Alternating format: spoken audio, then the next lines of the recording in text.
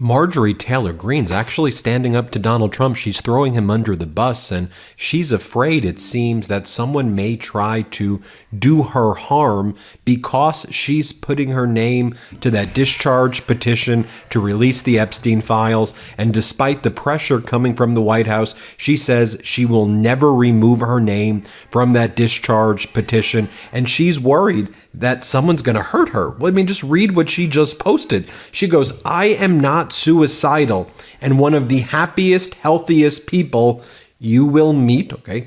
"I have full faith in God and Jesus Christ is my Lord and Savior. As a sinner, I am only saved through his grace and mercy. With that said, if something happens to me, I ask you all to find out which foreign government or powerful people would take heinous actions to stop information from coming out, not only about this issue," referring to Epstein, "but because of the truth I have been speaking. The people understand what I'm saying." I mean, is she saying that people in the Trump regime are going to be coming after her and doing her harm? So if something happens to her, she wants the world to know that she's not suicidal because she wants the Epstein files released and she's not caving to Donald Trump's pressure to remove her name from that discharge petition. I mean, she posted that message she's been posting all day stuff like this because we know, right, the Trump regime is putting pressure on Marjorie Taylor Greene, Nancy Mace, Thomas Massie, he's not taking his name off the petition, and Lauren Boebert to remove their name from the discharge petition because a Democratic Congresswoman-elect, Adelita Gravalha, she just won the election in Arizona's 7th Congressional District. She's on her way right now to Washington, D.C., and she's demanding that MAGA Mike Johnson swear her in on Monday the way he swore in other people who arrived in Congress as the Congress members-elect. Just take a look at what Marjorie Taylor Greene posted as well. And by the way, Adelita Gravalha becomes the 218th signature on the discharge petition, so the Epstein file vote would take place potentially as early as Monday if Adelita Gravalha gets sworn in, which she should. And we know now MAGA Mike Johnson saying, "I'm not going to swear you in until we get the official vote tally," even though that's never been the standard before. At the end of the day, she won her election, the special election last week, by over 40 points. There's no dispute or question that she won. She destroyed the Republican. She outperformed former Vice President Kamala Harris's 2024 numbers by 20 plus points. That shows you, again, another Democratic overperformance. But here's what Marjorie Taylor Greene posted as well. She goes, "To be clear, to set the record straight on my support for the Massie Epstein discharge petition, I stand with the girls and women who are sexually abused and raped, period, every time, at all times. For me, it's not about a pissing contest between political parties or political enemies. The Epstein rape and pedophile network must be exposed. The women and their attorney have said over and over that Donald Trump did nothing wrong and he was the only one that helped the women. This is factually true. Also, the Democrats who had the power for the past 4 years never did a single thing or showed they even cared about these women who were victims of Jeffrey Epstein. They could have exposed the entire thing while they had power, but never lifted a finger to do so. If anyone is implicated, then they have the right to clear their name, just as millions of Americans have had to do when falsely accused of a crime. I've had to do that many times and even had to defend myself against lies and pay massive attorney bills to do it. For example, I was wrongly accused of insurrection and actually had to sit on a witness stand in a Georgia court of law and defend myself and clear my name. Release all the Epstein information by any means possible and return the focus to helping Americans. I hear daily about how Americans can't afford to pay their health insurance monthly premium, can't afford rent, can't afford to buy a home, can't afford to pay for care for their aging parents, and can't afford life in general. The obsession over the Epstein files and fighting about it should not be happening and needs to end. But it's only an issue in the news because it has become a political fight, and it should not be one. My name is staying on the discharge petition, and I will dive into the Oversight Committee investigation, just as I do with every investigation. And to be clear, once again, I stand with the woman and the women who were raped at 14. That's her statement. I mean, look, I can easily fact check her when she tries to attack the Democrats for not releasing the Epstein files. Because, where she talks about, I hear daily about Americans who can't afford health insurance monthly premiums. The Democrats under former President Joe Biden were focused on doing things like that and trying to clean up Donald Trump's mess. Also, you had Ghislaine Maxwell's appeal before the Second Circuit Court of Appeals. That only ended about a year ago, I think like last September. So you really couldn't even release the files if you wanted to while her initial appeal was pending. The Second Circuit recently rejected her appeal, and now she's filed with the United States Supreme Court. But this issue about, saying that we're going to release the Epstein files, this was the issue that Trump ran on. This is what he and MAGA said they were going to do over and over again. So that was your issue, right? Former President Biden's issue was we're going to revitalize manufacturing, we're going to improve NATO, and we're going to add Sweden, and we're going to add other countries, and Sweden and Finland to NATO.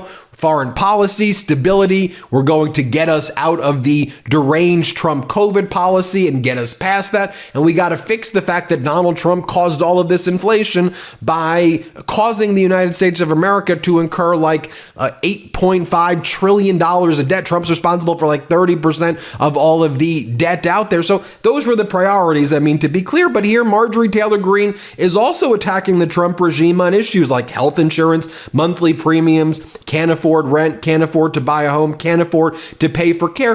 And what's so interesting is as we're approaching this government shutdown, which I also call the Jeffrey Epstein shutdown, because one of the reasons I believe why MAGA Mike Johnson is not allowing votes to take place on Monday and Tuesday is because he doesn't want Adelita Gravala, the congresswoman-elect from Arizona, to be sworn in, because if she's sworn in, there'll be the discharge petition, we'll have the 218 signature, and it will go to the floor for a vote. But the main issue that Democrats are fighting for in this continuing resolution is to allow Americans right now to have their Affordable Care Act tax credits continued so that it doesn't expire, because Americans are going to then have to pay 2 to 3 times their current monthly premiums, which would bankrupt a lot of Americans. So that also seems to be consistent there with Marjorie Taylor Greene was actually saying. So you see her coming out there against the Trump regime and also worrying that she could be hurt. That's why she's saying, I'm not suicidal, after basically saying that about the Trump regime. Now, the interview I did with Congresswoman-elect Adelita Grijalva is going ultra viral right now, because she told me that MAGA Mike didn't want to swear her in because he's covering up the Epstein files, among other reasons, because she becomes the 218th vote on that discharge petition. Democratic Congressmember Ro Khanna, who is one of the people responsible for leading the charge of this discharge petition, along with MAGA Republican Congressmember Tom Massey, says, enough of the games to protect a rich and corrupt elite. The American people want transparency and justice for the survivors. Swear in Adelita for Arizona. Here's what Congresswoman-elect Adelita Grijalva told me. Here, play this clip. So the latest is, I was looking at the example of now Representative Walkinshaw from Virginia, who was elected 2 weeks ago Tuesday, and that following Wednesday, less than 24 hours, was sworn in, and with unofficial results. It literally says so in, the congressman who was introducing him, like, here's unofficial results, but it's not disputed, and it was approved without objection. So for me, this Chicana from Tucson, apparently the rules have now changed in 2 weeks, and we're being asked for official results. And there's conversations with our Secretary of State, Fontes. And so I'm sort of wondering why in 2 weeks the rules are so different. And maybe it has something to do with the fact that I'm number 218. I don't know. I have to tell you about this game-changing product I use before a night with drinks. It's called Pre-Alcohol. ZBiotics Pre-Alcohol Probiotic Drink is the world's first genetically engineered probiotic. It was invented by PhD scientists to tackle rough mornings after drinking. Now here's how it works. When you drink, alcohol gets converted into a toxic byproduct in the gut. It's a buildup of this byproduct, not dehydration, that's to blame for rough days after drinking. Pre-alcohol produces an enzyme to break this byproduct down. Just remember to make pre-alcohol your first drink of the night. Drink responsibly, and you'll feel your best tomorrow. Every time I have pre-alcohol before drinks, I notice a difference the next day. Even after a night out, I can confidently plan on having a great next day without worrying. So I first gave pre-alcohol a try when I was at a wedding over the summer. I drank it before my first cocktail, and you wouldn't believe how on top of my game I felt the very next morning. Now, fall is right around the corner, so that means it's time to raise a glass to your favorite team. Whether you're tailgating, enjoying a college game day, or watching Sunday's action on that fancy new TV, don't forget ZBiotics pre-alcohol probiotic drink. Drink a pre-alcohol before drinking and enjoy great days after celebrating all season long. Go to zbiotics.com/Meidas to learn more and get 15% off your first order when you use Meidas at checkout.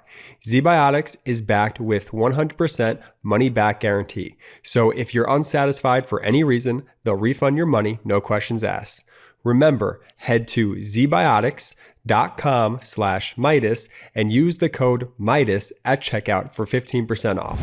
Now, Marjorie Taylor Greene also previously said, and this was directed at Donald Trump because Donald Trump says the Epstein files are a hoax. This is a big hoax. And she goes, this isn't a hoax. Also, Donald Trump and his regime, although she acts like this didn't come from Donald Trump when it came directly from Donald Trump. This is where, like, Marjorie Taylor Greene, you're like, what? Yeah, it was Donald Trump who said it. That it is a politically hostile act to sign the discharge petition if you're a Republican. It is a hostile act to the regime to demand the release of the Epstein files, and it will be treated accordingly as though you're engaged in a hostile act. Marjorie Taylor Greene's like, whoever said it at the Trump regime, they're a traitor. It's Trump who said it. Trump. Here, play this clip. Today he called it a hoax while these women were speaking out and they were saying, we're not a hoax. We're human beings. And I think we need to see something turn around there. You know, and I'll say this, Eric. He can prove it's a hoax by releasing it. Let us decide if it's a hoax or not. I mean, I love everything they're doing. I'm MAGA through and through. Well, I just want to finish up on one thing. It's not a hoax because Jeffrey Epstein is a convicted pedophile. That takes away the whole hoax things. It's not a hoax. It's not a lie. And on that note, Eric, every Republican should be able to sign on to this. And that's the real hoax, that they're afraid to sign on to it because somebody who is a real coward from one of the Trump admin officials came out and called this a hostile act against the Trump administration. And I take very big offense to that because I put my life and my fortune on the line fighting to get that man elected. And whoever said that has their job because of people like me that fought all the horrible Republicans that stabbed him in the back.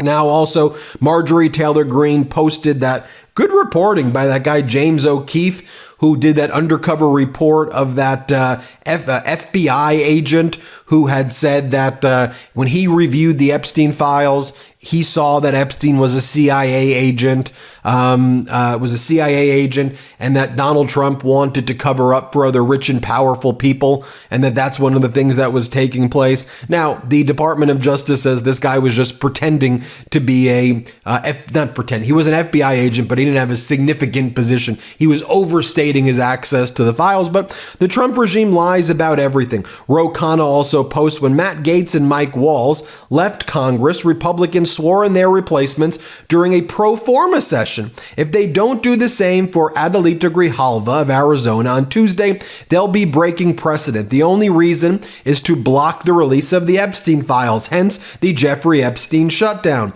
Ro Khanna was on MSNBC with our friend Jen Psaki, and here's what he had to say as well. Play this clip. They aren't swearing her in is because of this Epstein files. Can you believe that? The government is about to shut down, and they are so concerned about protecting these rich, powerful men and not having a vote on Epstein that they're not willing to swear in someone who won 69-29 in her election, and they're not willing to have us take votes this week.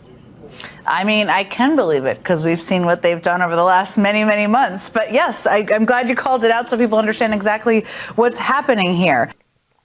And just to further contextualize this for you, this comes at a time where the Democrats in the House Oversight Committee were able to get that third batch of Epstein documents. which showed Peter Thiel hanging out with Epstein. It showed Steve Bannon hanging out with Epstein. It mentioned Elon Musk potentially going to the island. Not sure if that ever took place, but the documents at least show that. Here's what our friend Democratic Congress member Robert Garcia has to say. Here, play this clip. Hey, it's Congressman Robert Garcia. Now, we just received some new Epstein files and documents from the Epstein estate, and some of the names are going to surprise you. Now, in this actual batch, we've got flight logs, we've got financial records, we've got information about Epstein that goes back 30 years that we just received. The files show evidence of scheduled meetings with Peter Thiel and Steve Bannon, as well as a pending trip by Elon Musk to Epstein's infamous island. Did he go? That question needs to be asked. We also know other folks are listed as passengers, including Prince Andrew. And the more files we get, the more we realize how vast Epstein's network really was.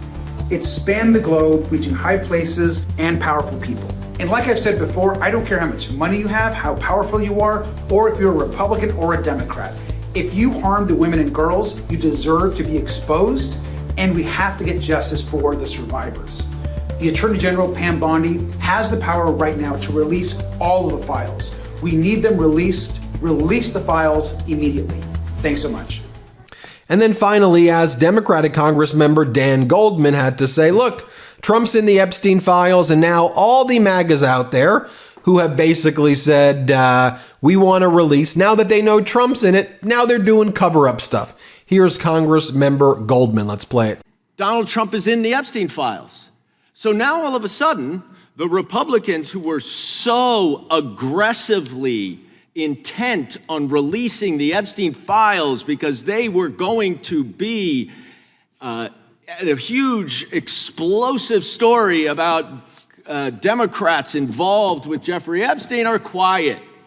So the irony of these Republicans accusing the Democrats now of only being interested in this is for political purposes is so thick that it is almost sucking us into the quicksand. But let's go a step further. Let's go a step further. Because now the cover-up is getting so deep and so intense that this committee, which has oversight over the Department of Justice and would ordinarily be the one that is doing this investigation, is running away from it. Why? Because Chairman Comer is the useful idiot who will do the cover-up for Donald Trump. And what does that mean? Oh, well, now there is an oversight investigation, but you know what they're not asking for? Those kind of comments, and he knows that. Gentleman's recognized. Now, the oversight committee is doing an investigation, but you know what they're not asking for? You know what you did not put in the rule to confirm that investigation? We're not asking for the documents that were used to open the investigation, who provided the information. They're not asking for witness statements, victim witness statements. They're not asking for recordings that may exist. They're not asking for any of the evidence that might include Donald Trump. And rather than acknowledge that you're just trying to cover up for Donald Trump's knowledge and involvement in the Jeffrey Epstein scheme, you're trying to accuse us of being interested. Well, there you have it, folks. Let me know what you think. Hit subscribe. Let's get to 6 million subscribers. Thanks for watching. Want to stay plugged in? Become a subscriber to our Substack at MeidasPlus.com. You'll get daily recaps from Ron Filipkowski, ad-free episodes of our podcast, and more exclusive content only available at MeidasPlus.com.